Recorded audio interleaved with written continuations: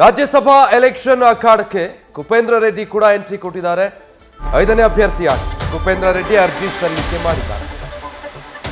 NDA ಅಭ್ಯರ್ಥಿಯಾಗಿ ಮೈತ್ರಿ ಅಭ್ಯರ್ಥಿಯಾಗಿ ಕುಪೇಂದ್ರ ರೆಡ್ಡಿ ಅಖಾಡಕ್ಕೆ ಎಂಟ್ರಿ ಕೊಟ್ಟಿದ್ದಾರೆ.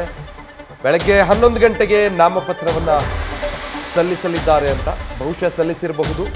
ಕುಪೇಂದ್ರ ರೆಡ್ಡಿ ಅಡ್ಡ ಮತದಾನ ಮಾಡಬೇಕಿರೋದು ಅಂದ್ರೆ 5 ಮಂದಿಯಲ್ಲ, ಇಬ್ರು, ಅಂದ್ರೆ 41 ಮತಗಳಾಗುತ್ತೆ. ಕಾರ್ಯಕರ್ತರಾಗಿ ಪದಾಧಿಕಾರಿಯಾಗಿ ಪಕ್ಷದ ವಿವಿಧ ಜವಾಬ್ದಾರಿಗಳನ್ನು ನಿರ್ವಹಿಸಿ ಒಬ್ಬ ಸಕ್ರಿಯ ಕಾರ್ಯಕರ್ತನಿಗೆ ಈ ರೀತಿಯ ಉನ್ನತ ಪದವಿ ಸಿಕ್ಕಿರೋದು ಕರ್ನಾಟಕ ಬಿಜೆಪಿ ನಮ್ಮೆಲ್ಲರಿಗೂ ಕೂಡ ಬಹಳ ಸಂತೋಷ ತಂದಿದೆ. ಕೇಂದ್ರದ ನಾಯಕರು ಈ ಥರ ಸಾಮಾನ್ಯ ಕಾರ್ಯಕರ್ತರನ್ನು ಗುರುತು ಮಾಡಿ ಕೊಡುವಂಥ ಒಂದು ಪರಿಪಾಠವನ್ನು ಕಳೆದ ಹಲವಾರು ವರ್ಷಗಳಿಂದ ಪ್ರಾರಂಭ ಮಾಡಿದ್ದಾರೆ. ಯಾರು ಮೈಕ್ರೋ ಜಾತಿಗಳಿದೆ ಆ ಜಾತಿಗಳನ್ನು ಕೂಡ ಗುರುತು ಮಾಡುವಂಥ ಒಂದು ಪರಿಪಾಠವನ್ನು ನಮ್ಮ ನಾಯಕರು ಮಾಡಿದ್ದಾರೆ. ಇವತ್ತು ನಾರಾಯಣ್ ಸಾಬ್ ಬಾಂಡ್ಗೆ ಅವರು ನನಗೆ 100% ಗೆಲ್ತಾರೆ.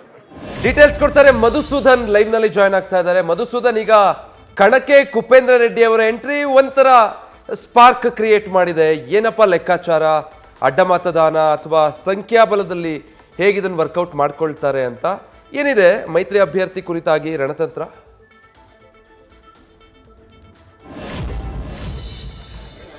ನಿಜಕ್ಕೂ ವಿಜಯ್, ಎಲ್ಲೋ ಒಂದು ಕಡೆ ಒಂದು ರಾಜ್ಯ ರಾಜಕಾರಣದಲ್ಲಿ ರಾಜ್ಯ ವಿಧಾನಸಭೆಯಿಂದ ನೇರವಾಗಿ ರಾಜ್ಯಸಭೆಗೆ ಆಯ್ಕೆ ಆಗಬೇಕಾಗಿರುವಂತಹ ಈ ಒಂದು ಪ್ರಕ್ರಿಯೆಯಲ್ಲಿ ಒಂದು ಮಾಸ್ಟರ್ ಪ್ಲಾನ್ ನ ಬಿಜೆಪಿ ಮತ್ತೆ ಜೆಡಿಎಸ್ ನ ರಾಜ್ಯ ನಾಯಕರು ಮಾಡಿದ್ದಾರೆ ಅಂತಾನೆ ಇಲ್ಲಿ ಉಲ್ಲೇಖ ಮಾಡಬಹುದು.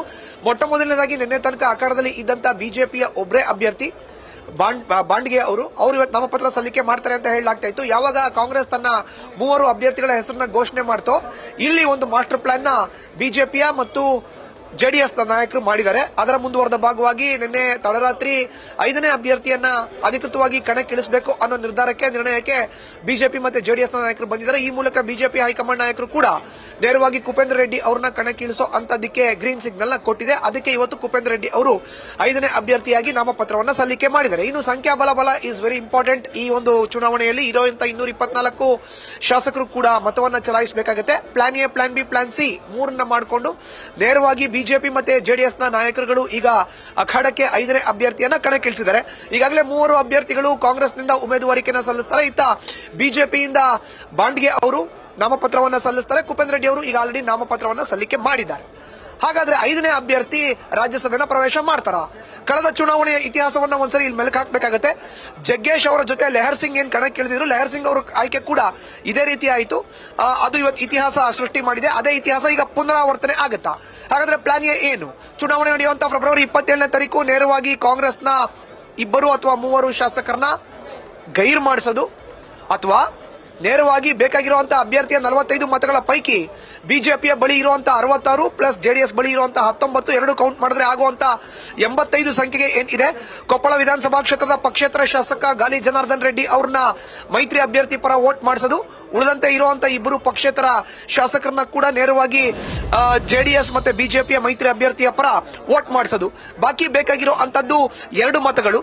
ಅದಕ್ಕೆ ಒಂದಷ್ಟು ಶಾಸಕರನ್ನ ಗೈರ್ ಮಾಡಿಸೋ ಮೂಲಕ ಪ್ಲಾನ್ ಎನ ಇಲ್ಲಿ ಅನುಷ್ಠಾನ ಮಾಡೋದು. ಅದು ಆಗ್ಲಿಲ್ಲ, ಪ್ಲಾನ್ ಬಿ, 1-2 ಶಾಸಕರ ಕೈನಲ್ಲಿ ಅಸಿಂಧು ಮಾಡಿಸೋದು ವೋಟ್ನ, ಅಥವಾ 3ನೇದಾಗಿ ಅಡ್ಡ ಮತದಾನ ಮಾಡಿದ್ರೆ ಎಲ್ಲೋ ಒಂದು ಕಡೆ ಕಾಂಗ್ರೆಸ್ಗೆ ಒಂದಷ್ಟು ಮುಜುಗರ ಆಗತ್ತೆ ಅನ್ನೋ ಒಂದು ನಿಟ್ಟಿನಲ್ಲಿ ಅದನ್ನ ಮಾಡದೆ ಪ್ಲಾನ್ ಸಿ ನ ಎಕ್ಸಿಕ್ಯೂಟ್ ಮಾಡೋದು. ಹೀಗಾಗಿ 3 ಪ್ಲಾನ್ ನ ಮುಂದಿಟ್ಕೊಂಡು ಜೆಡಿಎಸ್ ಬಿಜೆಪಿ ತನ್ನ 2ನೇ ಅಭ್ಯರ್ಥಿಯನ್ನು ಅಖಾಡಕ್ಕಿಳಿಸಿದೆ. ಈ ಮೂಲಕ ಇರುವಂತಹ ರಾಜ್ಯ ವಿಧಾನಸಭೆಯಿಂದ ಆಯ್ಕೆ ಆಗಬೇಕಾಗಿರುವಂತಹ 4 ರಾಜ್ಯಸಭೆಗೆ 5 ಅಭ್ಯರ್ಥಿಗಳು ಈಗ ಅಖಾಡದಲ್ಲಿ ಇದ್ದಂಗಾಗಿದೆ. Vijay, thank you Madhusudan.